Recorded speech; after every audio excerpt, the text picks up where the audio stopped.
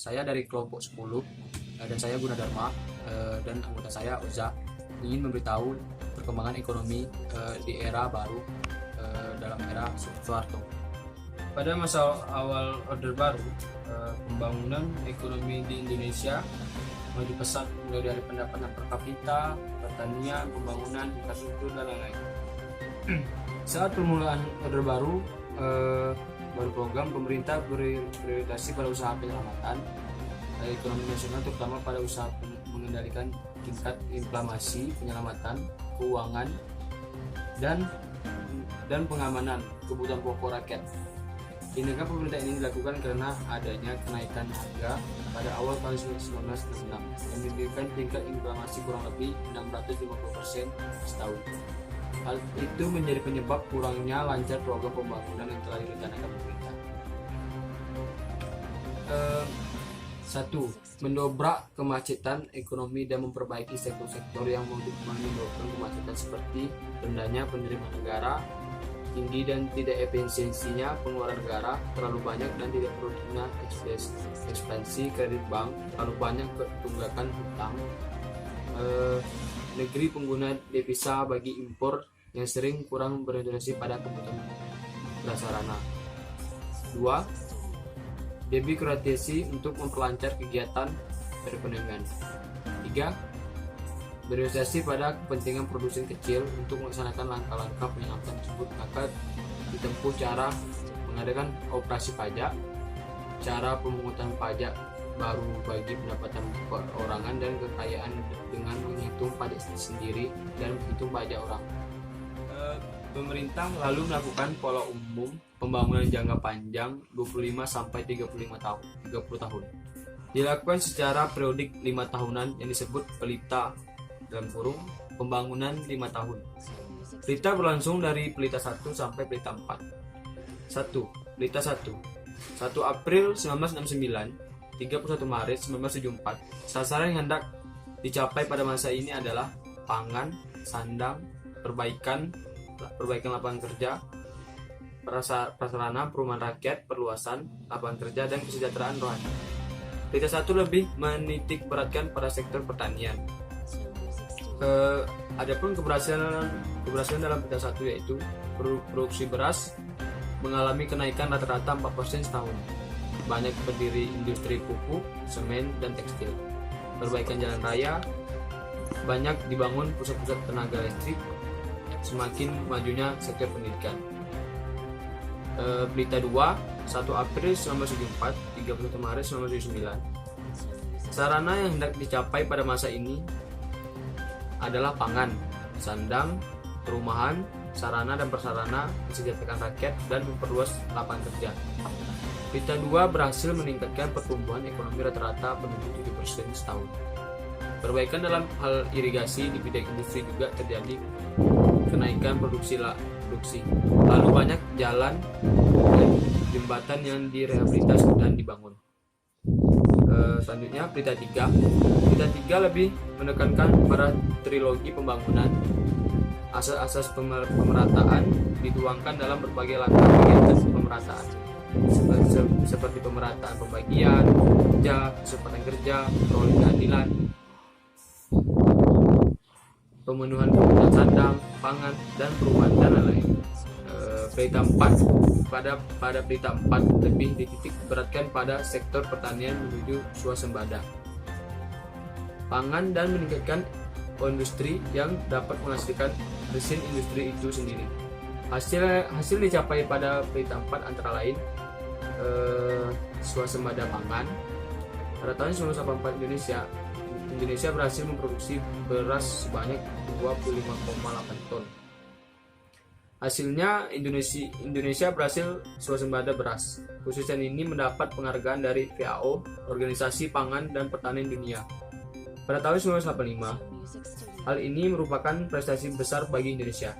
Selain swasembada pangan, pada pelita 4 juga dilakukan program KB dan rumah untuk keluarga. Pelita 4. Pada pelita 4 ini lebih menitik beratkan pada sektor pertanian dan industri untuk memantapkan swasembada pangan dan meningkatkan produksi petani lainnya serta menghasilkan barang ekspor. Berita 4 adalah akhir dari pola pembangunan jangka panjang tahap pertama. Lalu dilanjutkan pembangunan jangka panjang kedua, yaitu dengan mengadakan berita 5 yang diharapkan akan mulai memasuki proses tinggal landas Indonesia untuk memacu pembangunan dengan kekuatan sendiri demi menuju terwujudnya masyarakat yang adil dan makmur. Berdasarkan Pancasila, peran Indonesia pada pembangunan masa Orde Baru dalam teori dependensi Orde Baru adalah sebutan bagi masa pemerintah Presiden Soeharto di Indonesia. Orde Baru menggantikan Orde Lama yang merujuk kepada era pemerintah Soekarno. Orde Baru hadir dengan semangat koreksi total atas penyimpangan yang dilakukan oleh Soekarno pada masa Orde Lama. Orde Baru berlangsung dari tahun 1966 hingga 1998. Dalam jangka waktu tersebut, ekonomi Indonesia berkembang pesat meskipun hal ini terjadi bersamaan dengan praktik korupsi yang merajalela di negara ini. Kita bisa lihat gambarnya para koruptor yang ada di sini. Kesenjangan antara rakyat yang kaya dan miskin juga semakin melebar. Secara politik, Presiden Soeharto memulai Orde Baru dengan cara dramatis mengubah kebijakan luar negeri, di dalam negeri, dan jalan yang ditempuh Soekarno pada akhir masa jabatannya. Salah satu kebijakan pertama yang dilakukan adalah menetapkan Indonesia menjadi anggota PBB. Kita lihat gambarnya, anggota PBB. Indonesia pada tanggal 19 September 1966 mengumumkan bahwa Indonesia bermaksud untuk melanjutkan kerjasama dengan PBB dan melanjutkan partisipasi dalam kegiatan-kegiatan PBB dan menjadi anggota PBB kembali pada tanggal 28 September 1966, tepat 16 tahun setelah Indonesia diterima pertama kalinya. Orde Baru memilih perbaikan dan perkembangan ekonomi sebagai tujuan utamanya dan menempuh kebijakannya melalui struktur administratif yang didominasi militer. Namun dengan dasar diri ahli ekonomi didikan barat, DPR MPR tidak berfungsi secara efektif.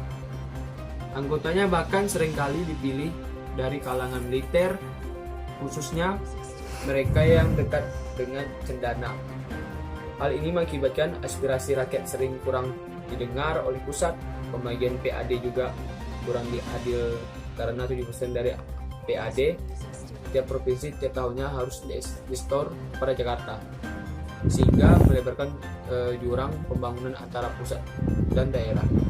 Soeharto siap dengan konsep pembangunan yang diadopsi dari seminar Siskot 2 1966 dan konsep akselerasi pembangunan 2 yang diusung Ali Murtopo. Soeharto